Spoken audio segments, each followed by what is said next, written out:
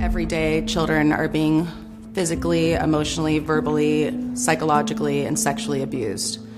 There's even been deaths, such as Cornelius Fredericks.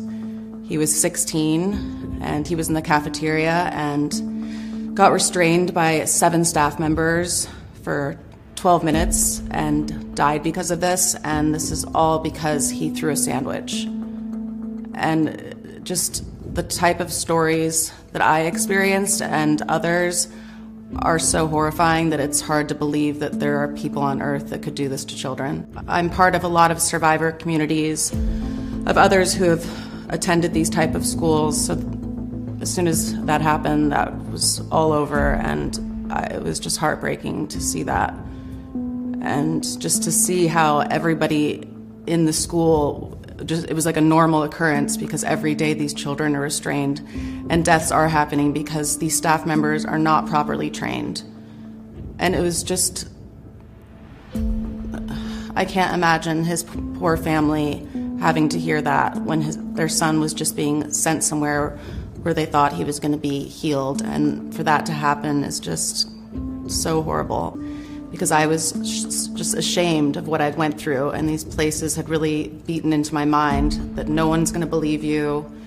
So I just made a promise that I would never talk about it again. And then when I did my documentary, This is Paris, I started opening up to the director and just telling the story more, and then doing research and seeing that everything that happened to me is still happening today, but even worse. And it was just, I couldn't sleep well at night knowing that if I didn't speak up, I don't know who would. And I'm just so grateful that I was brave enough to tell my story, because it's been the most healing and empowering experience of my life. Sad, she's angry, she was lied to by these places, because these places manipulate the families and the parents just as much as they do the children. And that's another reason, I think, why they've been getting away with this for 60 years in this business. Being a child in there, you are cut off from the outside world. Anytime you're on a phone call, you are being supervised with 3 people standing there. And if you say one bad word, just like when I tried to, they would hang up the phone, take away your phone privileges.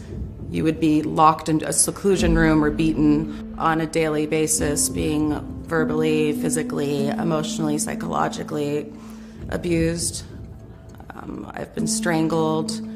Anytime I would take a shower or use the restroom, there was always staff watching, including male staff members, screaming vulgar names at me and berating me and humiliating me any chance they could get, locking me in a seclusion rooms for I don't even know how many, maybe 72 hours or more. It's when I think about it, it's just like I wish I would have spoken up sooner, but I just didn't even want to think about it, because it was just so traumatic and painful to have to really believe it was real. But it was, and it's happening today on an even worse level. And that's why I just can't be silent anymore about it. This is a human rights issue. People should be outraged at what's happening. And children deserve to live in a humane and safe environment and be protected. Thank you. I appreciate it.